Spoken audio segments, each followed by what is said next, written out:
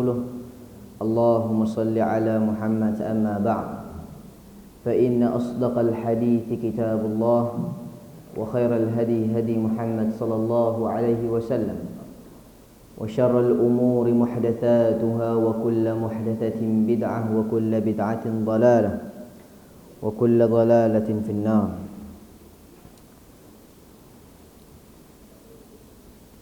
Alhamdulillah, bersyukur kita kepada Allah Subhanahu Wa Taala mana pada malam ni kita dapat berjumpa lagi dan diberikan kepada kita nikmat-nikmat yang sangat banyak yang wajib kita bersyukur kepadanya. Kemudian Nabi SAW bersabda, khairun nas man ta'allama al-Qur'ana wa 'allamahu, sebaik-baik manusia ialah orang yang mempelajari Al-Quran dan mengajar. Mempelajari Al-Quran, belajar tajwid, belajar bacaan, fasahah, belajar memahami Al-Quran. Ini termasuk belajar.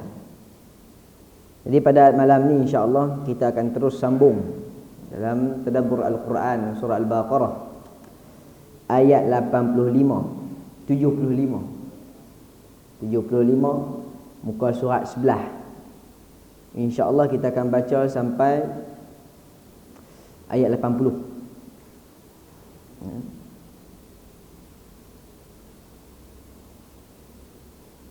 InsyaAllah. A'udzu billahi minasy syaithanir rajim.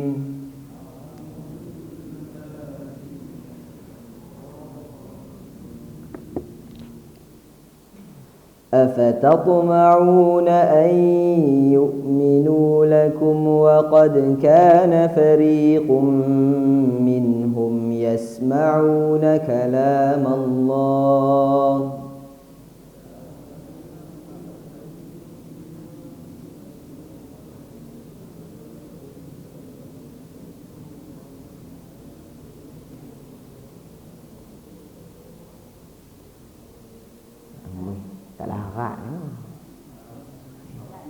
hujan, juk. Semangat lagi insya-Allah. Sekali lagi. Afatatma'una an yu'minu lakum wa qad kana fariqun minhum yasma'una kalam Allah.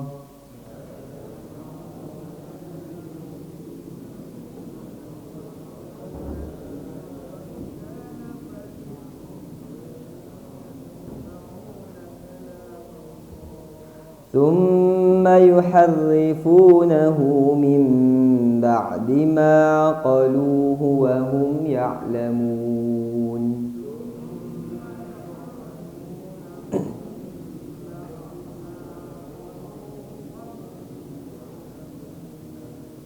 وإذا لقوا الذين آمنوا قالوا آمنا وإذا خلا بعضهم إلى بعض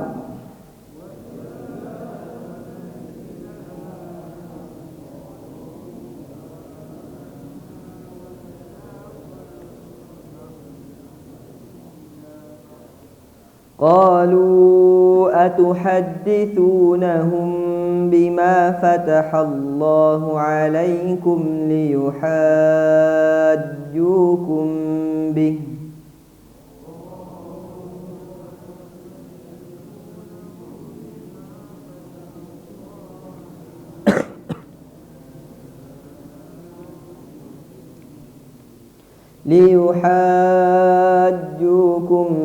به عند ربكم أفلا تعقلون.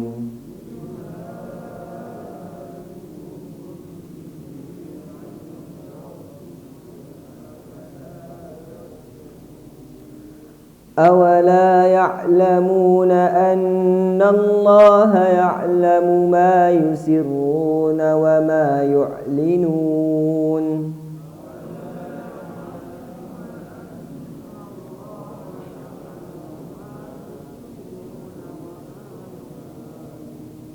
ومنهم أميون لا يعلمون الكتاب إلا أماني وإن هم إلا يظنون.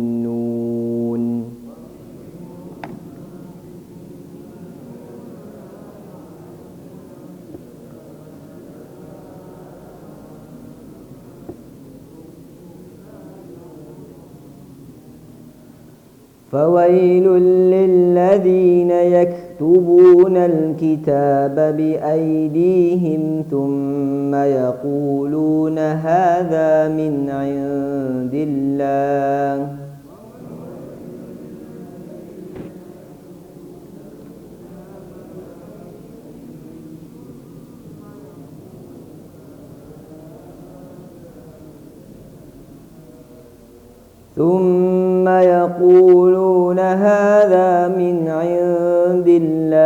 ليشتروا به ثمنا قليلا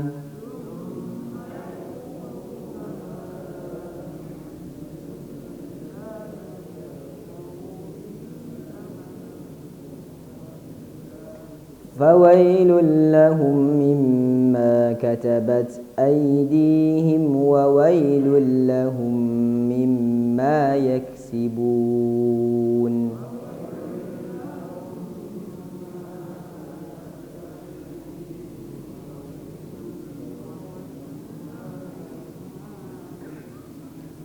وقالوا لن تمسنا النار إلا أياما معدودة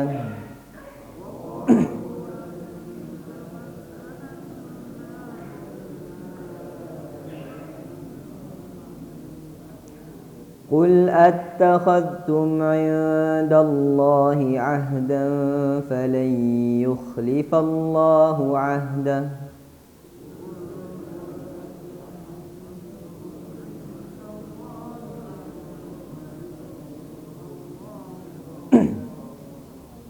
أم تقولون على الله ما لا تعلمون.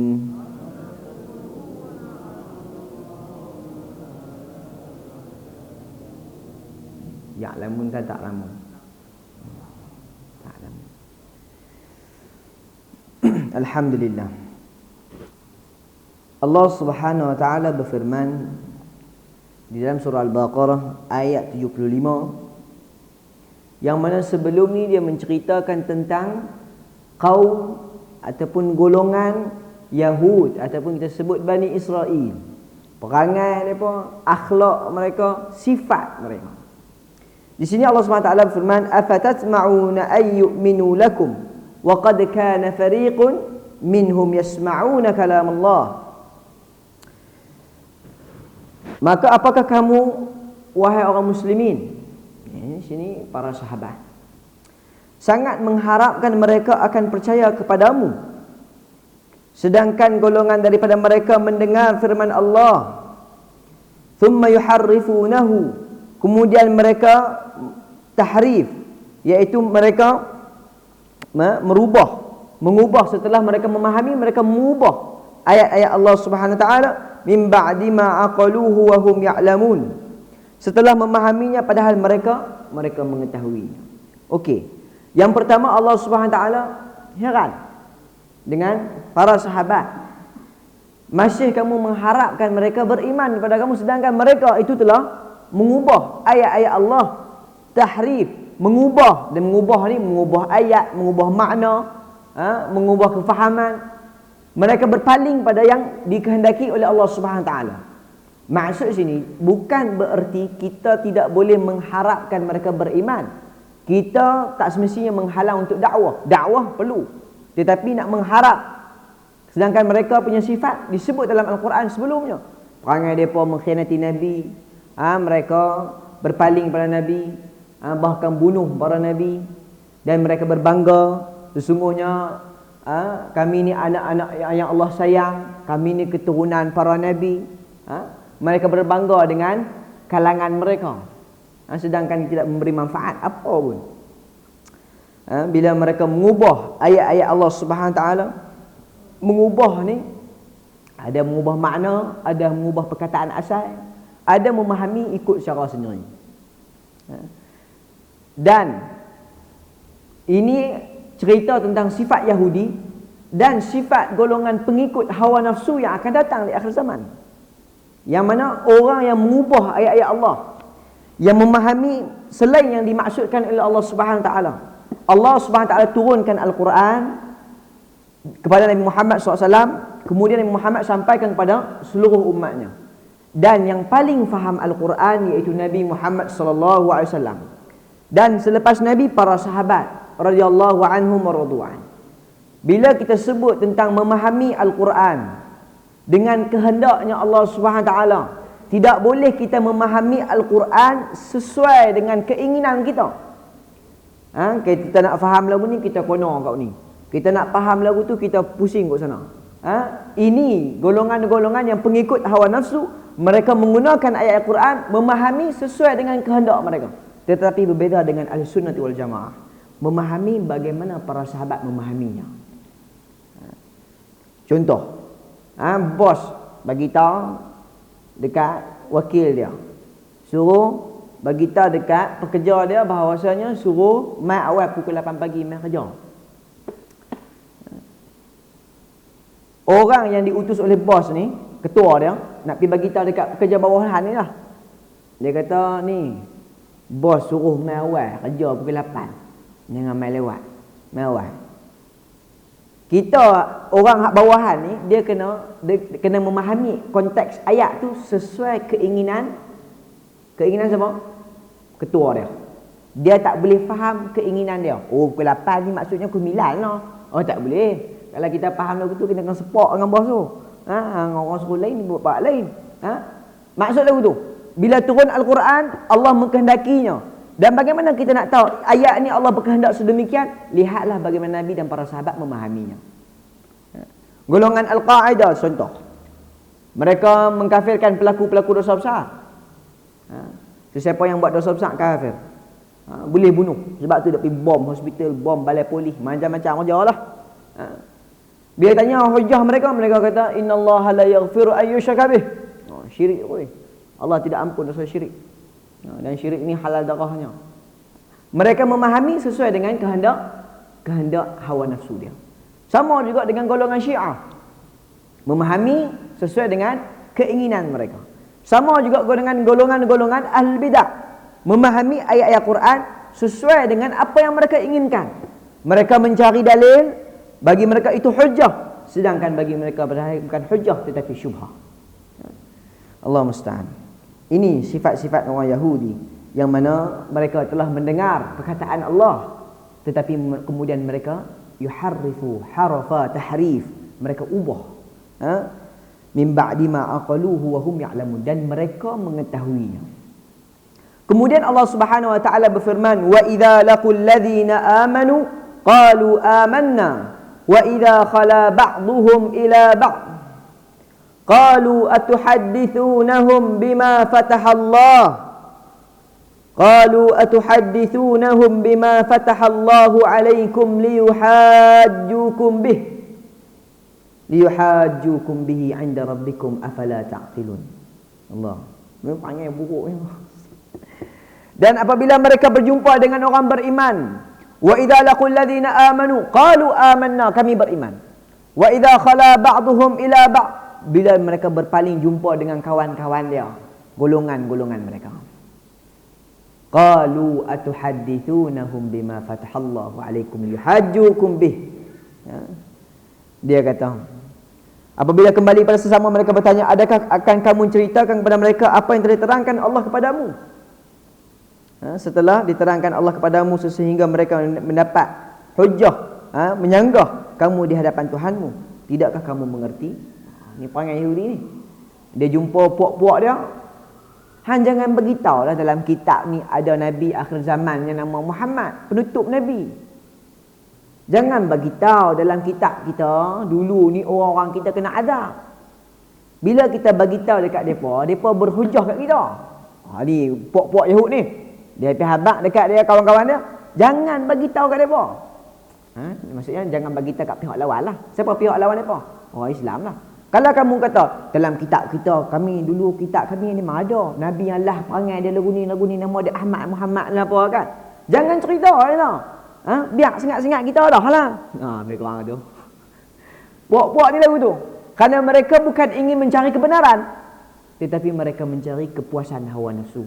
Sebab tu tuan-tuan, kebanyakan golongan-golongan yang berpaling pada umumnya mereka terjebak dengan hawa nafsu. Mereka nak keuangan, nak martabat, diangkat. Ini sebut lagi kita baca lagi. Yang mana mereka bila depan orang beriman, kami beriman, tetapi bila mereka bersama mereka kata, adakah kamu menceritakan tentang kita, tentang firman Allah kat depa?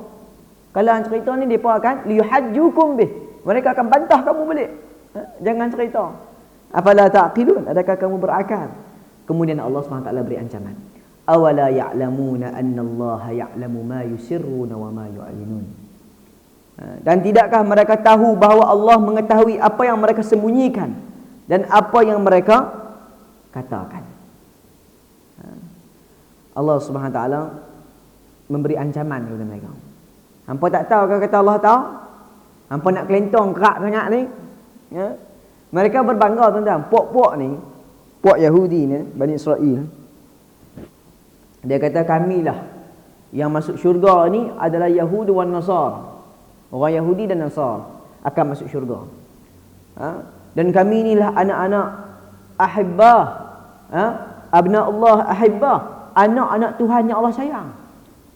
Mereka bangga dengan puak mereka. Dan mereka inginkan, mereka bukan ingin kebenaran, tetapi mereka inginkan kemenangan. Ini beza tuan. Puak ni kita kena beza. Ada di sana golongan yang sesat, tetapi dia inginkan kebenaran. Dia cari kebenaran. Dia pasti akan dapat kebenaran. Kita bagi contoh. Abu Hasan al-Asy'ari. Abu Hasan al-Asy'ari. Yang orang pegang Asy'ariyah.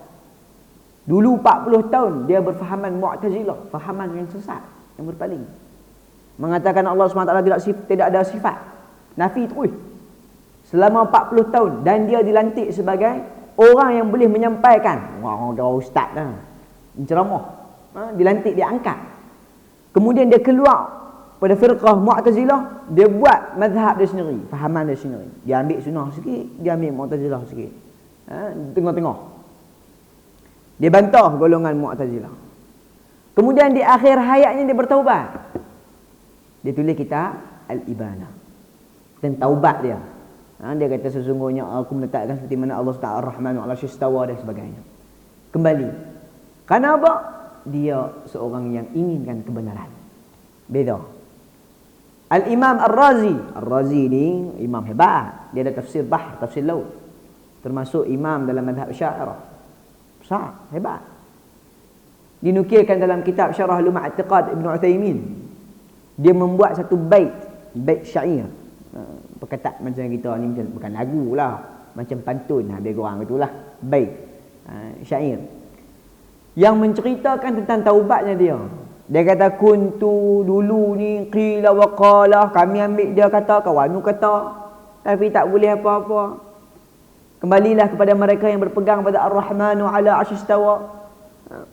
Al-Imam Al-Ghazali.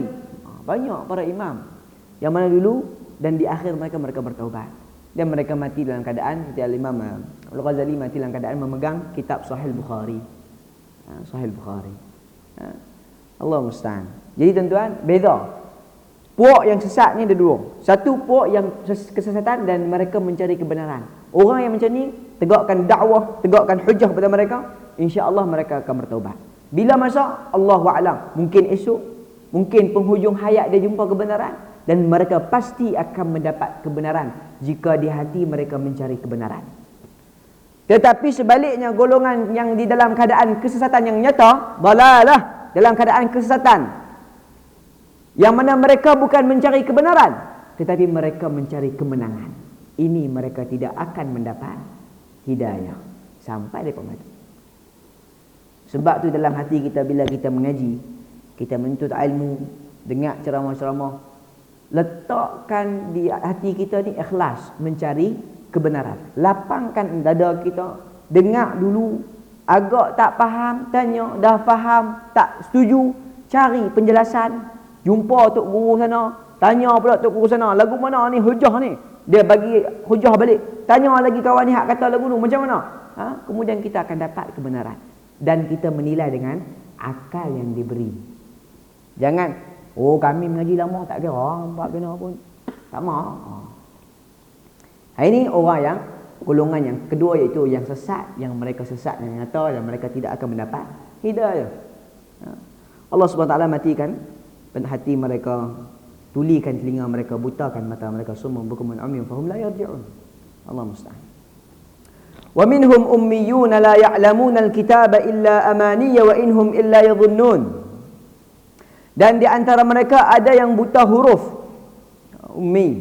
Ummiyun, yakni bila perkataan ummi, la yaktub wala yaktub wala yaktub wala yaqra, ya, tidak menulis dan tidak membaca apa yang ditulis. La yaktub wala yaqra. Saya tak ingat perkataan. Itu maksud ummi, iaitu orang yang tidak menulis dan tidak boleh baca apa yang ditulis. Ini maksud ummi. Tetapi di sana ada golongan tafsir yang kata ummi di sini iaitu golongan yang diberikan kitab. Ada yang difaham tafsir, ada yang faham dengan lain. Tetapi ar-rajih, para ulama mufassirin, kebanyakan para ulama memahami ayat ummiyun iaitu mereka yang buta huruf. Yang mana mereka, di kalangan mereka ada yang tidak boleh membaca dan tidak boleh menulis. Tidak memahami kitab Taurat kecuali hanya berangan-angan dan mereka hanya menduga-duga. Illa amaniya wa inhum illa yadhunnun. Mereka ni kira kerja depa berangan. Kami Yahudi Nasara, kamilah akan masuk syurga. Ini berangan tu. Berangan-angan masuk syurga. Kami ni keturunan para nabi, kami lebih layak masuk syurga. Kami ni keturunan para nabi, sepatutnya nabi akhir zaman dia muncul pada kalangan kami, bukan pada kalangan orang Arab. Kerja dia angan-angan dia. Berangan. Berangan kerak ni tak bagus juga. Berangan boleh, jangan kerak sangat. Dia berangan kerak ni payah tengok ustaz ceramah. Tengok nampak serius dia. Rupanya berangan. Oh jangan. Saya pun tengok tuan-tuan tengok saya ni. Berangan ke tengok sungguh. Dan di antara mereka berangan-angan, mengharap, banyak doa harap saja tuan-tuan. Dalam kaedah kita berdoa, tak boleh kita mengharap saja tanpa kita mempunyai perasaan cemas. Allah Subhanahu wa taala berfirman, "Wa habna lahu Yahya wa aslahna lahu zawjah, innahum kanu yusari'una fil khairat wa yad'unana raghaba wa rahaba." Wa kanu lana khashi'in. Mereka meminta kepada kami dalam keadaan mengharap, boleh, dan mereka cemas. Apa maksudnya? Ketika kita melakukan satu perkara, semayang, kita melakukan satu ibadah, puasa, kita mempunyai harapan. Apa harapan kita? Dapat keredaan Allah. Dalam masa yang sama, kita kena takut juga. Takut ancaman yang ada di sisi Allah SWT. Ancaman bagi orang yang kufur, apa dia? Kenapa kita semayang? Kita nak redha Allah. Lepas tu, sebab kalau tak semayang nanti Allah murka. Faham tak? Sempurna tak? Sempurna. Tak boleh kita harap saja. Dan tak boleh kita takut saja. Takut, tapi tak ada harapan. Tak boleh. Ar-raja kena ada. Ar-raja kena ada. Khauf pun kena ada juga. Digabungkan. Mereka meminta kepada kami dalam keadaan mereka mengharap dan mereka cemas ancaman sisi Allah, dan mereka itu dalam keadaan khusyuk. Wa kanu lana khashi'in, dan mereka itu orang-orang yang khusyuk. Jadi tuan-tuan, ketika kita semayang, kita puasa, kita buat ibadah, kita mengaji, kita mengharapkan kebaikan dan redha-Nya Allah Subhanahu Wa Taala. Dalam masa yang sama kita takut juga ancaman insya-Allah bagi orang yang jahil. Jahil ni orang yang membodohkan diri dia dengan sengaja. Kalau jahil yang tak sengaja, memang dia jahil betul. Duduk dalam gua tak tahu apa. Yang tu lain cerita lah. Lah ni apa, telefon ada, kita ada suara sunnah, kita ada promedia tajdid, banyak ustaz-ustaz asatizah yang bagi ceramah. Tak boleh main kuliah masjid, kita boleh tengok di Facebook. boleh tengok di YouTube, buat pembahasan sendiri di rumah. Tak ada halangan untuk jahil. Maka kita menuntut ilmu kerana nak mengharapkan redha Allah. Dalam masa yang sama kita takut ancaman di sisi Allah Subhanahu Taala. Itulah sebaik-baiknya ibadah, sebaik-baik doa. Ada orang dia harap saja seperti dia buat maksiat. Tak apa, Allah tahu niat kita. Ataupun dia buat kemaksiatan, buat benda yang Allah haramkan, dan dia kata Allah Maha Pengampun. Minta ampun tak? Doa pun. Memang Allah Subhanahu Taala Maha Pengampun, tetapi kita kena minta keampunan. Kita kena takut juga. Memanglah Allah Maha Pengampun, kita harap boleh, tetapi jangan tinggalkan ketakutan kita kepada Allah Subhanahu Taala. Takut saja pun tak boleh, kena ada pengharapan kepada Allah Subhanahu Taala. Wa inhum illa yadhunnun, dan mereka hanya menduga-duga, bersangka-sangka. Di sini dalam Al-Quran, dalam tafsir yadhunnun, dhann dalam tafsir ada dua saya dalam Quran. Satu bermaksud keyakinan, yang kedua keraguan, syak dalam Quran. Tetapi dalam ilmu al-usul, dhann ini satu sangkaan yang berat dia untuk kebenaran. Kalau dia kata 70%, 80% itu betul.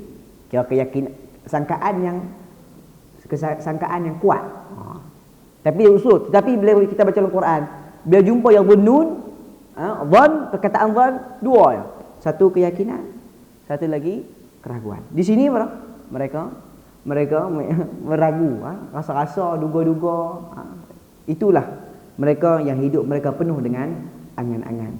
Katanya Buya Hamka dia kata apa? Hidup kita penuh angan-angan. Sungguh.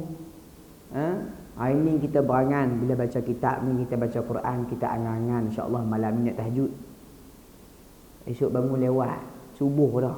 Mak kalau subuh, kalau bangun pukul 9, rusak dah, pegang gajah dah. Pasut angan lagi, insya-Allah lusa aku nak bangun tahajud. Sama juga dengan ibadat yang lain. Hari ni tak sedekah, lupa buat esok-esok. Mai tanya esok ah.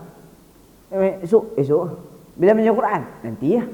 Bila? Nanti lah. Bila pergi buat haji? Hari. Nanti. Angan-angan. Kira duk pangan lah. Sampailah kita mati. Allah musta'an. Nabi sendiri pesan, ketika waktu pagi jangan tunggu petang. Kalau petang jangan tunggu pagi. Dah pagi buat terus. Kalau rasa ada kesempatan buat. Minta taubat ni dia tak semestinya kena waktu yang khusus. Bila-bila kita boleh minta taubat. Dalam kelas majlis ilmu pun kita boleh minta taubat. Lepas semayang pun kita boleh minta taubat. Dalam semayang lagi bagus kita minta taubat. Dan setiap masa kita minta taubat. Jadi tak perlu minta taubat insya-Allah pukul 3 pagi ni minta taubat. Tak perlu. Sedangkan dalam semayang kita, kalau kita faham betul-betul, ketika kita duduk di antara dua sujud, kita sebut Rabbighfirli, Rabbighfirli, Rabbighfirli. Ya Tuhanku, wahai Tuhan, Tuhanku ampunlah dosaku. Tuhanku ampunlah dosaku. Itu kalau kita faham. Ada orang dia semayang dah 60 tahun, tapi tak tahu dalam solat tu ada minta ampun. Tak faham. 60 tahun dalam semayang. Saya tanya, di dalam semayang ada tak minta ampun? Tak ada. Tak ada. Bukan tak ada, ada. Cuma kita tak tahu. Ketika kita sujud, Subhana Rabbiyal A'la, Subhana Rabbiyal A'la, Subhana Rabbiyal A'la. Waktu tu doa mustajab. Doa. Cuma jangan doa bahasa Melayu lah. Doa. Lepas minta doa, dua antara dua sujud, Rabbighfirli. Ya Tuhanku, ampun dosaku. Ampun dosaku ya Allah. Ya Allah, ampun dosaku. Sujud lagi, Subhana Rabbiyal A'la, Subhana Rabbiyal A'la. Tuan-tuan, kalau kita faham semayang ni, cukup indah. Cukup indah.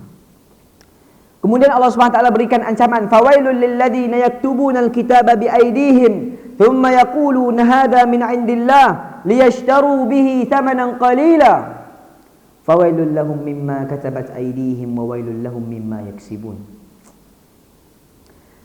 Maka celakalah orang-orang yang menulis yaktubunal kitaba biaydihim, mereka tulis di kitab-kitab mereka dengan tangan-tangan mereka. Kitab apa ni? Bukan buku biasa ni. Kitab yang turunkan kepada mereka. Sama juga dalam Al-Quran. Kalau kita duk cuba tulis sendiri, duk waika ayat sendiri pun tak boleh. bi aidihim thumma yaquluna hadha min indillah. Dah depa ubah, kemudian depa kata inilah dari Tuhan. Dua tu. Satu ubah, dosa dah. Kemudian klaim kata itu daripada Tuhan. Dia bagi tahu dekat orang inilah yang Tuhan turunkan. Satu, dia dosa ketika dia mengubah. Yang kedua, dia dosa ketika dia menipu dan meyakini itulah daripada Tuhan.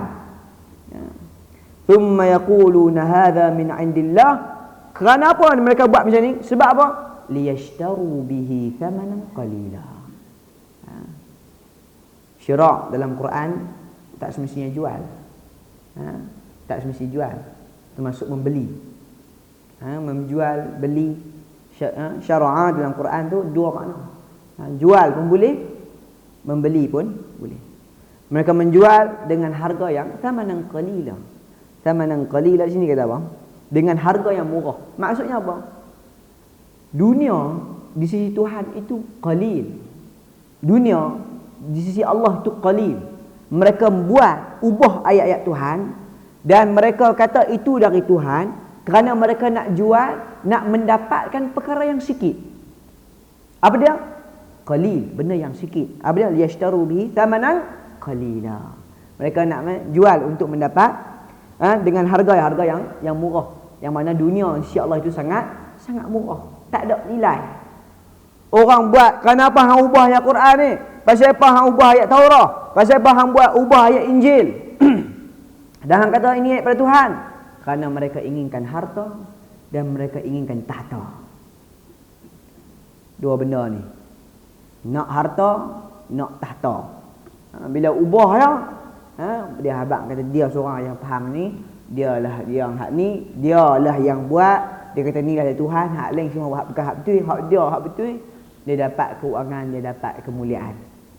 Benda yang sikit di mata Allah, itulah yang mereka rebut-rebutkan. Sama juga dengan kita. Termasuk kalau kita mengubah ayat Quran ataupun menipu hadis-hadis Nabi sallallahu alaihi wasallam. Kita jual agama Allah kerana kita inginkan benda yang sikit, harga yang murah. Apa dia? Murah apa? Murah sisi Tuhan. Apa dia? Dunia. Nak harta, nak tahta. Dua ini menyebabkan perpecahan dalam umat Islam. Dalam zaman sekarang kita tengok berapa ramai orang yang mengubah ayat-ayat Quran, memahami sesuai dengan kehendaknya. Kadang-kadang mengubah hadis-hadis. Kadang-kadang mengubah hadis berapa? Mengaku pula tu hadis Nabi. Ni hadis Nabi kan? Rupanya palsu. Dia kata palsu pun tak apa. Niat kami bagus. Kalau mau kira niat tuan, orang kafir niat dia apa? Bagus. Tanya orang Yahudi, niat apa bagus? Niat kami bagus. Niat ni dia nombor satu. Tetapi nak bukan kerana niat saja boleh menghalalkan cara. Tak boleh. Niat nak sedekah, curi tabung masjid. Boleh? Mana boleh? Niat bagus memang bagus. Tak kita dia apa nama? Apa nama? Robin Hood. Apa? Curi hak orang, sedekah. Bagus dia, niat dia bagus. Memang niat bagus, cara tak kena. Sama juga orang yang mengubah hadis dan menyebarkan hadis palsu. Dan bila datangnya ulama-ulama hadis membongkarkan perbuatan mereka, mereka bukan bertaubat, tetapi mereka bahkan mempertahankan. Kerana apa? Mereka bukan mencari kebenaran, tetapi mereka mencari kemenangan. Inilah puak-puak mereka, Yahudi, wan Nasara, dan orang yang ikut jejak mereka. Sebab tu kita kadang-kadang bila dengar satu penceramah, kalau dia memberitahu satu hadis ataupun mentafsirkan ayat sesuai dengan kefahaman beliau yang menyisihi Al-Quran dan Sunnah, menyisihi fahaman para sahabat, dan kita tegur, kita akan tegur dia, ni tak boleh ni, hadis ni tak betul ni, ayat ni yang baca ni bukan lagu ni maksud dia. Kalau dia seorang pelaku maksiat melakukan perkara haram kerana kejahilan, dia akan bertaubat. Dia akan bertobat. Oh, sorry, saya minta maaf tuan, saya salah faham. Dan sekian. Oh, saya tak tahu ni rupanya dipalsu, saya minta maaf. Selesai. Tetapi golongan yang mencari kemenangan, dia akan putar kono rapat. Kok mana pun dia betul. Sama juga dengan pameran-pameran dulu ni. Nampak dah. Mula kita habaq palsu, dia kata betul dah hadis. Ada sijil, bila terbukti palsu, kono lagi. Dia kata niat kami bagus, orang main nak ingat Nabi. Lah kali menang kat depa juga. Menang kerana apa? Bukan kerana hujah, kerana akal. Bagi mereka itu kemenangan, sedangkan bagi kita itu bukan kemenangan. Itu kekalahan yang nyata. Orang yang ada ilmu yang menggunakan akal boleh membedakan baik dan buruk. Tetapi kalau orang yang menggunakan hati menilai kebenaran, mereka tidak akan mendapat kebenaran. Kerana jiwa pada asalnya buruk. Kalau nak menilai kebenaran dan kebatilan, nilailah dengan akal yang waras, bukan nilai dengan hawa nafsu. Kalau nilai dengan hawa nafsu, mustahil dia melihat kebenaran itu kebenaran, melainkan dia melihat kebenaran itu kebatilan. Kita pegang insya-Allah. Fawailul lahum mimma katabat aydihim wa wailul lahum mimma yaksibun. Maka celakalah mereka kerana tulisan tangan mereka, dan celakalah mereka kerana apa yang mereka lakukan. Dua. Satu dengan tulisan tangan dan apa yang mereka lakukan. Mereka tahu, kata mereka yang orang kata mengubah ayat-ayat Tuhan. Mereka tahu, bukan tahu sikit, mereka yakin mereka yang ubah. Tetapi kerana menginginkan benda yang sikit, menginginkan perkara-perkara yang keuntungan baginya, Allah musta'an. Celakalah bagi puak-puak ni. Na'udzubillah kan. Bila kita sebut tentang memahami Al-Quran, kita belajar tentang Allah, belajar tentang Rasul, perbetulkan hati kita. Kita nak mengaji ni, agama Islam ni bukan, ulama ni tugas dia bukan buat mai ajaran baru. Ulama tugas dia sampaikan hak mana hak Nabi sampai. Tu kerja dia. Memperingatkan orang daripada jauhi syirik, dekatkan diri dengan tauhid. Memperingati manusia, tinggalkan perkara haram, dekatkan dengan perkara yang halal. Yang mana tuan-tuan, mereka mengubah, termasuk tuan-tuan,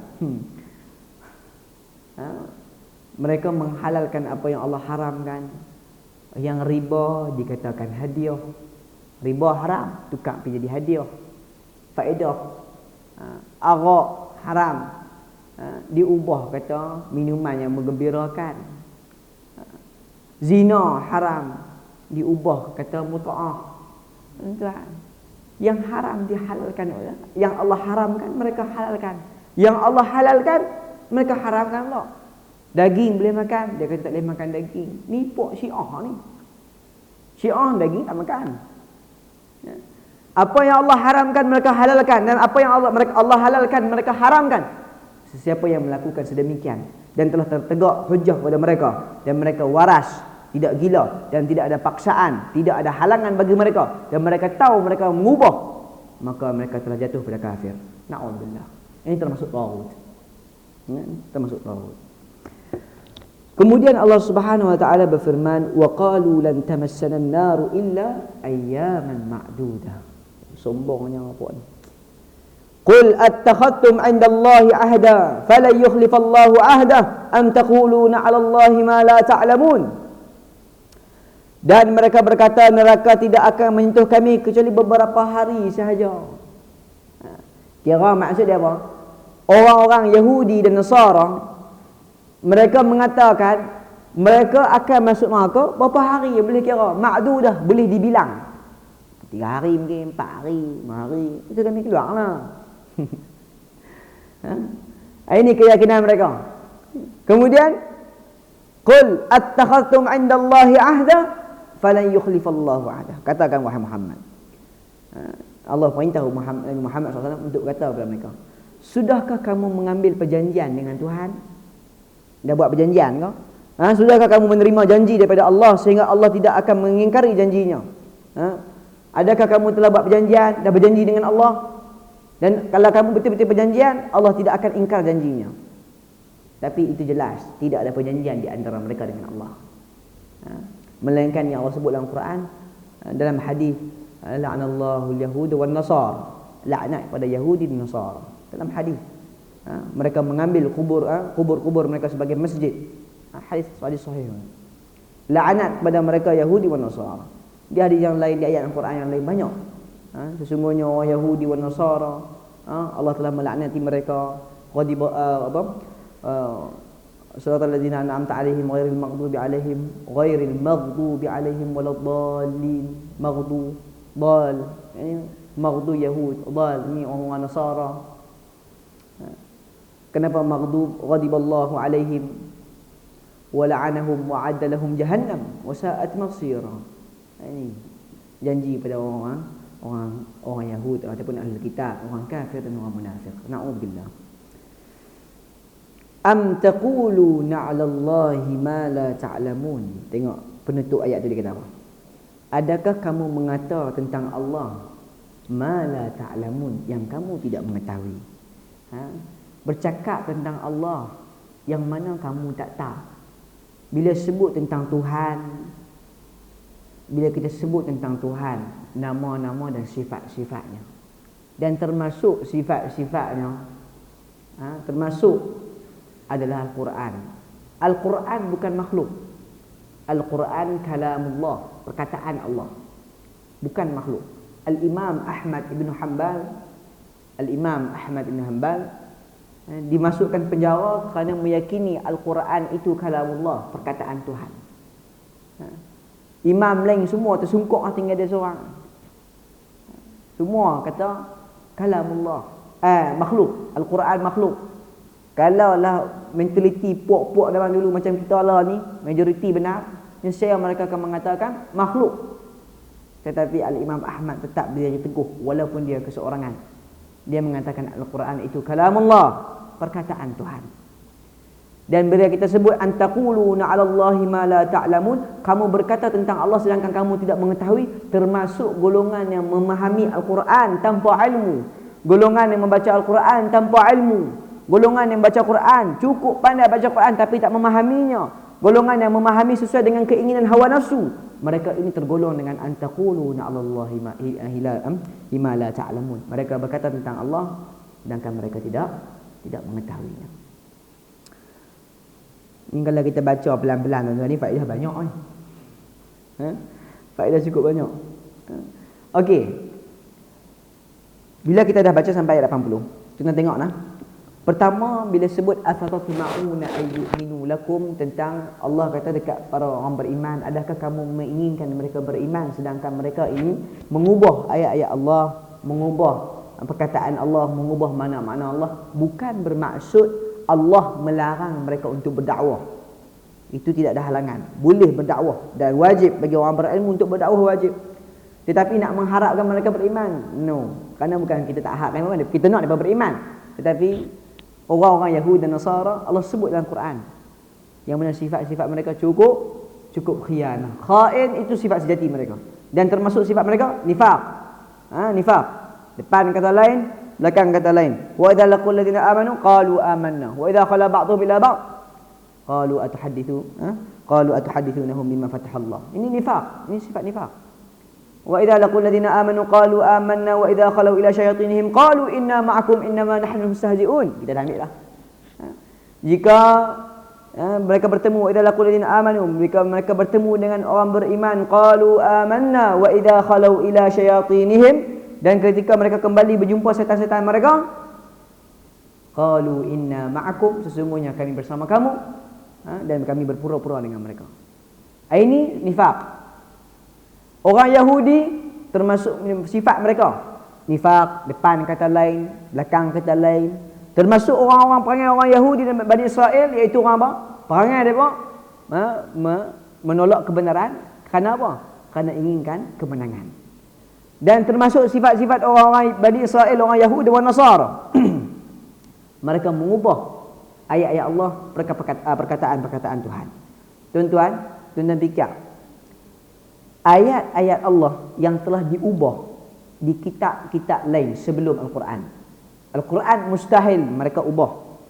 Takkan boleh diubah oleh tangan-tangan manusia. Cabarlah siapa pun. Allah telah cabar orang yang paling pandai bahasa Arab. Siapa? Zaman Nabi tu. Zaman Nabi, bahasa Arab tu bahasa Arab tinggi.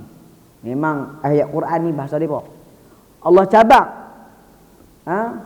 Dalam surah Al-Baqarah juga ayat apa? Ayat yang kita tengok ayat 23. 23. Fa'tu bi suratin min mithlihi wad'u syuhada'akum min dunillahi in kuntum shadiqin. Bawa mai satu surah yang serupa dengan dia. Dan panggil wad'u syuhada', panggil kawan-kawan kamu. Panggil kawan-kawan kamu untuk ubah jika kamu orang yang jujur. Kemudian Allah kata apa? Fa in taf'alu wa lan taf'alu. Jika mereka lakukan dan mereka takkan lakukan, depa takkan boleh buat. Okey. Bila sebut tentang mengubah ayat Tuhan, tuan-tuan fikirlah. Kitab yang terdahulu Suhuf Ibrahim, Taurat, Injil, Zabur. Kitab itu telah diubah dan telah disepakati umat Islam. Semua orang tahu. Soalan, siapakah yang mengubah kitab-kitab mereka? Adakah musuh-musuh mereka? Bukan. Di kalangan mereka sendiri yang mengubah. Siapakah mereka yang ubah ayat-ayat Tuhan? Orang yang mereka gelar sebagai ulama. Orang yang mereka gelar sebagai ustaz. Mereka inilah yang mengubah ayat-ayat Tuhan. Kalaulah bukan mereka yang mengubah, contohlah orang yang jual ikan, jual sayur, pergi ubah kitab-kitab, nescaya mereka takkan ikut. Mereka tahu dah mengarut. Tapi bila mai sebut ulama, ni ulama yang ubah ni tak apa. Dan mereka tahu, dan mereka beriman. Mereka ikut dengan beriman, mereka ikut apa yang diubah oleh para ulama mereka. Dan cara yang sama mereka nak gunakan dalam Islam. Mereka ingin ubah agama-agama yang dibawa oleh Nabi sallallahu alaihi wasallam sesuai dengan keinginan hawa nafsu mereka. Dan orang yang ubah bukan orang yang jual ikan, bukan orang tuai getah, bukan orang buat bendang. Orang yang nak ubah agama Islam, orang yang digelar ulama, orang yang digelar habaib. Mereka ingin mengubah agama-agama Allah Subhanahu Wa Taala. Satu perkataan, tuan kalau sebut habaib ni, Raja Palih pun Habib. Sungguh. Raja Palih ni keturunan Nabi sallallahu alaihi wasallam. Zaman lain. Tetapi ketaatan kita kepada mereka kenapa? Kerana pemerintah kita taat. Tetapi di sana ada yang berketurunan Nabi tetapi mengajak manusia melakukan kesyirikan. Mengajak manusia melakukan kekufuran. Kita memuliakan mereka dari segi nasab. Nasab mereka menang. Ahlul Bait kita angkat tinggi. Keturunan menang. Tetapi kemuliaan di sisi Tuhan bukan nasab. Kemuliaan di sisi Tuhan orang yang bertakwa, walaupun dia bukan keturunan Nabi, walaupun dia badui. Allah Subhanahu Wa Taala berfirman, "Inna akramakum 'indallah atqakum." Sesungguhnya orang yang mulia di sisi Tuhan orang yang bertakwa, bukan keturunan siapa-siapa. Kalau dia keturunan Nabi tetapi mengajak manusia buat kesyirikan, kita tinggalkan mereka. Dan cara yang sama juga Bani Israel buat. Kami ni anak Tuhan, Allah sayang kami. Kami ni keturunan kami banyak Nabi ni, bukan Nabi Muhammad ya. Bukan Nabi Musa, Isa, Ibrahim, macam-macam, Yusuf, Yaqub. Mana banyak juta. Tak ada juta. Ribu, ratusan juta Nabi pada Nabi pun dalam 10,000 lah. Jadi itulah tuan. Apa yang kita ambil pada malam ni sebagai satu benda yang sangat bermanfaat, jangan kita tinggalkan. Kita beri ruang. Pertama, kita kena kenal sifat-sifat golongan-golongan Bani Israel dan orang yang serupa dengan mereka yang di zaman sekarang. Yang mana disebut yang kita dapat pada malam ni iaitu mereka yuharrifuna. Kana fariqun minhum yasma'una kalam Allah thumma yuharrifunahu. Mereka mendengar perkataan Tuhan dan mereka ubah. Menunjukkan mereka dah tahu itu kebenaran tetapi mereka memalingkan kebenaran. Min ba'di ma aqaluhu wa hum ya'lamun, dan mereka mengetahui. Dan kemudian di antara sifat mereka mempunyai sifat nifaq. Wa idza laqul ladzina amanu qalu amanna. Jika bertemu orang beriman, kami beriman. Mereka berpaling dengan puak-puak mereka saling sama-sama mereka bersepakat untuk memusuhi dan memerangi Allah dan Rasul. Kemudian di antara yang ketiga yang kita dapat, mereka mengubah ayat Tuhan dengan tangan-tangan mereka sendiri. Menunjukkan bukan musuh yang ubah, tetapi puak mereka sendiri yang ubah. Dan tujuan dia apa? Untuk mendapatkan keuntungan yang sikit. Apa dia? Mendapatkan harta dari segi keuangan dan sebagainya, dan tahta dari segi pangkat dan sebagainya. Dan itulah tujuan mereka, melainkan tujuan yang merugikan mereka. Dan dengan tujuan inilah, kalau kita buat mengharapkan dunia, kita tidak bukan akan mendapat laknatnya Allah SWT. Jadi itu yang pertama. Yang kedua, kalaulah kita terjebak seperti sifat-sifat Bani Israel, jika depan orang soleh bersama dengan orang beriman, kita lakunya, akhlaknya sebagai orang beriman. Jika kita berpaling dengan musuh-musuh Allah, kita mencela orang Islam. Ini termasuk sifat-sifat Yahudi. Ataupun kita mendengar ayat-ayat Tuhan, kita dengar hadis-hadis Nabi, tetapi kita mengubah ayat-ayat Tuhan sesuai dengan keinginan kita, dengan tujuan nak mendapat kemenangan, nak mendapat tahta, nak mendapat harta. Kalau kita mempunyai sifat Bani Israel, maka bertaubatlah kita kepada Allah Subhanahu Wa Taala. Kalau kita tak bertaubat, maka celakalah kita seperti mana celakanya orang-orang Yahudi dan orang Nasara. Dan mereka mengatakan mereka masuk neraka hanya beberapa hari, menunjukkan mereka meyakini mereka akan masuk syurga. Disebut dalam Quran, yang masuk syurga ni kami ya, orang Yahudi dan Nasara. Dan mereka berkata tentang Allah tanpa mereka mempunyai ilmu. Am taquluna 'ala Allahi ma la ta'lamun. Mereka berkata tentang Allah sedangkan mereka tidak mengetahui, menunjukkan mereka bercakap tentang Allah tanpa ada ilmu. Di sini sama juga. Kalau di kalangan kita orang Islam yang bila bercakap tentang Tuhan, bercakap tentang Nabi, bercakap tentang agama Tuhan tanpa ilmu, hukumnya haram. Ini jelas. Nak cakap tentang hadis, kita kena ada ilmu hadis. Kalau tak tahu, cakap Allahu a'lam, mudah. Ya Abang Syah, kalau saya buka soalan, saya Abang Syah, yang tahu saya jawab, tak tahu Allah a'lam. Jangan tak tahu kita gagah. Kalau betul pun dosa, tak betul pun dosa. Kalau betul, dosa apa dia? Kerana bercakap tanpa ilmu. Kalau tak betul, dua dosa. Satu sebab tak ada ilmu, yang kedua salah. Tak mendapat satu pahala pun. Tetapi bila bercakap dengan ilmu, kalau salah, dapat satu pahala. Kalau betul, dua pahala. Jadi, kalau kita tak ada ilmu tentang Tuhan, tak ada ilmu tentang agama Islam, jangan kita bercakap. Kalau kita tak tahu, kita tanya. Kalau kita tahu, kita jawab. Tapi kalau kita buat pandai-pandai, ini pandai dulu. Ini masalah. Ya tuan-tuan, ini sebagai nasihat dan pengajaran apa yang kita dapat pada malam ni. Dengar dah, baca dah, pengajaran pun kita dah ambil, peringatan pun kita dah dapat. Maka tinggal satu ya. Apa dia? Beramal. Tak nak beramal ni payah sikit. Allah sebut dalam Quran. Yang mana Allah SWT firman, wal 'asr innal insana lafi khusr illa alladhina amanu wa 'amilus salihat wa tawassaw bil haqq wa tawassaw bis sabr.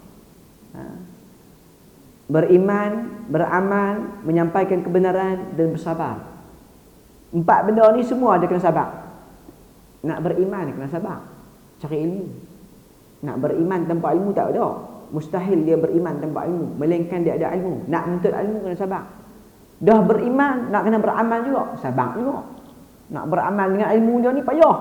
Dia tahu dah hukum-hukum, ni haram, ni tak boleh, nampak dah kebenaran. Tapi adat ni buat dia kuat. No, adat ni kena sabar juga. Dah boleh buat, wa amilus salihat, dah boleh buat dah. Nak kena dakwah orang pula. Dakwah pun kena sabar juga. Ada orang perangai lagu, ada orang kono bekok ni, ada macam-macam orang. Dah dakwah semua siap, maka tuan-tuan kena siap. Haklah tu penting. Kena sabar lagi banyak. Pasal apa? Orang pakai duk ikan dah. Sama juga pesanan pada Luqman. Qimus solah, dirikan solat, tunaikan zakat. Kemudian bersabarlah. Fa idza musibat apa dia? Aqimus solat wa atuz zakah. Dalam surah Luqman, Allah musta'an. Siapa ingat? Dirikan solat, ya bunayya aqimus solah wa'mur bil ma'ruf wanha 'anil munkar wasbir 'ala ma asabak. Wahai anakku, dirikan solat. Maksudnya beriman dan buat amal soleh. wa'mur bil ma'ruf wanhau 'anil munkar, dakwah. Ajak manusia buat baik, cegah kemungkaran. Wasbir 'ala ma asabak, dan sabar apa musibah yang menimpa kamu. Sabar pun duduklah juga. Yang ni pun lah juga. Wal 'asr illal ladzina amanu wa 'amilus solihat wa tawassaw bil haqq wa tawassaw lah juga sabar. Pasal apa? Lepas jadi buah kalau masak, nyamuk mai, natang mai, orang pun nak ambil. Lagu tu lah. Mau kalau jadi orang soleh ni bukan dekat setan ni, orang pun pi. Bukan nak pergi ambil faedah. Pergi rosakkan lagi dah. Dan sebagainya. Jadi tuan-tuan, benda ni tuan-tuan insya-Allah apa pun dah kita dah dapat, kita beramal. Nak beramal susah, perlukan kesabaran. Dan insya-Allah kalau tuan-tuan lagi tuan-tuan usaha, Allah SWT akan mudahkan dan Allah akan bantukan kita. Insya-Allah. Jadi cukup setakat ni yang baik daripada Allah, yang kurang dari saya. Pada hakikat dua-dua daripada Allah Subhanahu taala. Maka kita akhirkan majlis kita dengan tasbih kafarah. Subhanakallah bihamdik, asyhadu an la ilaha illa anta, astaghfiruka wa atubu ilaik. Wabillahi taufiq wa hidayah. Wassalamualaikum warahmatullahi wabarakatuh.